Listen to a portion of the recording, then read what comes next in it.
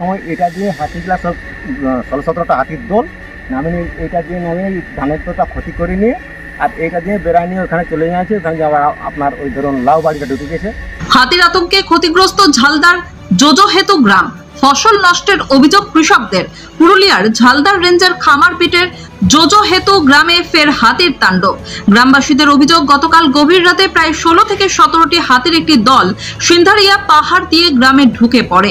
এতে পূর্ণচন্দ্র মাহাতো ও রাজেশ মাহাতো সহ একাধিক কৃষকের ধান, লাউ এবং বেগুনের ফসল নষ্ট করেছে। ক্ষতিগ্রস্ত কৃষকরা দ্রুত ক্ষতিপূরণের দাবি জানিয়েছেন।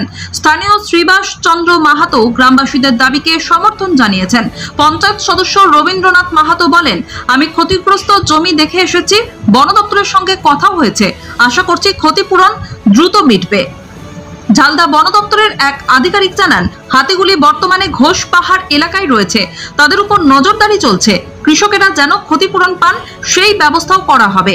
কালকে আমাদের 1:30টার সময় সিন্ধিরিয়ার ওই পাশে দিয়ে আমাদের হাতি 16-17টা হাতির দল ঢুকে গেছে।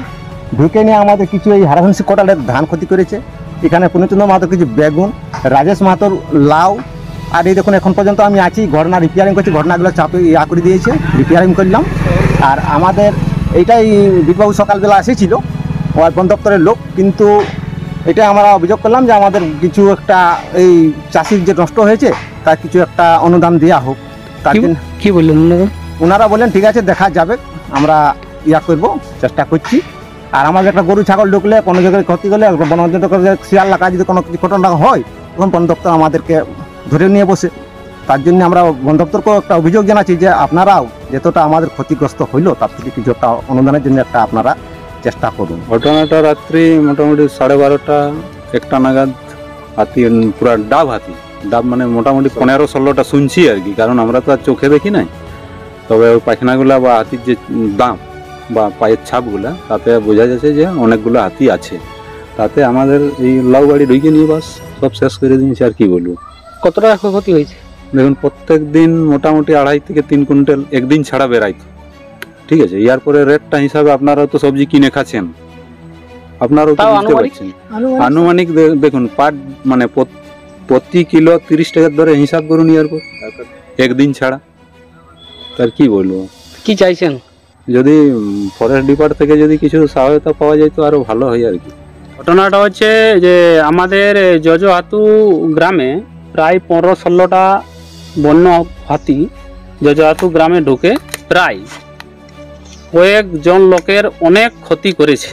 ধান, বেগুন, লাউ আরও ইত্যাদি চাষ ক্ষতি হয়ে গেছে। পরিমাণে এতই বেশি ক্ষতি হয়েছে যে চাষিরা মাথায় হাত বুলাচ্ছে। তো আমি চাইবো ফরেস্ট ডিপার্টমেন্টকে, যেভাবে ফরেস্ট ডিপার্টমেন্ট উদ্যোগ নিয়ে তাদের কোনো ক্ষতি যদি এলাকার মানুষ করে, যেভাবে আমাদেরকে মানে চাপের উপর চাপ সৃষ্টি করে আমাদের উপর, তারা নিজের বন্য জিনিস মানে বন্য মানে কি বলবো বন্য পশু পালন ইত্যাদি তাদের জায়গায় ঢুকলে যেভাবে আমাদের উপরে চাপে ফেলে, তাতে বন্য হাতি যেভাবে আমাদের ক্ষতি করেছে তুলনামূলকভাবে আমি বলি উপযুক্ত, যাতে মানুষ টাকা পায় উপযুক্ত। কালকে রাতের বেলা হাতির দল এসেছে প্রায় 16 থেকে 17টা। তো এসে অনেক লোকেরই ক্ষতিপূরণ হয়েছে। আমি সেই ব্যাপারে দেখেও এসেছি, বন দপ্তরকে বলেওছি যাতে ওদের ক্ষতিপূরণ যেন জলদি পায় তার ব্যবস্থা করুন।